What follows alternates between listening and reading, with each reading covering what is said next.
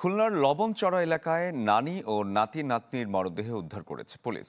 স্বজনদের অভিযোগ, আগের বিরোধের জেরে ঘটেছে এই নৃশংস ঘটনা। এমন নির্মম মৃত্যুর ঘটনায় এলাকায় এখন আতঙ্ক বিরাজ করছে। এদিকে খুলনার করিমনগরে এক যুবককে প্রকাশ্যে গুলি ও কুপিয়ে হত্যা করেছে দুর্বৃত্তরা।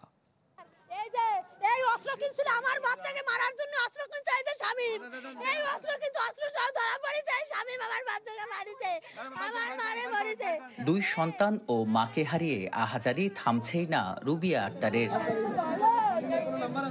রোববার সন্ধ্যা 7:30 কর্মস্থল থেকে একসাথে বাড়ি ফেরেন KM শেফার আহমেদ ও তার স্ত্রী রুবিয়া আক্তার। ঘরে ঢুকেই দেখেন নৃশংস ঘটনা। পড়ে আছে তাদের আদরের দুই সন্তান মুস্তাকিন, ফাতিহা ও মা শাহিতুন্নেসার নিথর দেহ।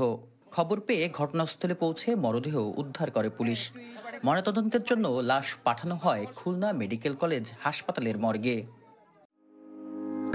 হার্টের যত্নে বিশ্বসেরা ক্যানোলা তেল এখন বাংলাদেশে।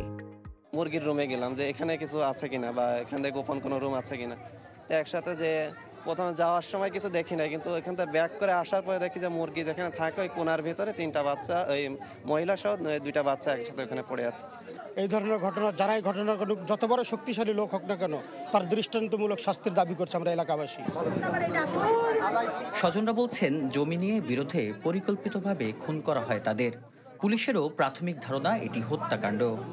কেস নিয়ে লড়া, যা কিছু মিউটেশন করা সবকিছু আমি করতেছি, এইটা নিয়ে আমাদের পরে শত্রুতা, সেই শত্রুতার জের ধরে আমার বাচ্চাদের আর আমার বাচ্চা দুটোকে আর আমার মারে খুন করছে। এই দুটি বাচ্চা, তাদের মাথার পিছনে আঘাত আছে এবং যিনি বাচ্চাদের নানি, এখনো লাশ এখানে রয়েছে, তার মাথার পিছনেও আঘাতের চিহ্ন রয়েছে।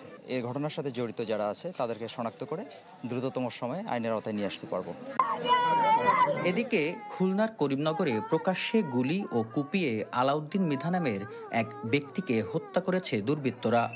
পূর্বশত্রুতার জেরে এই হত্যা বলে ধারণা পুলিশের। বেলাল হোসেন সজল, চ্যানেল 24, খুলনা।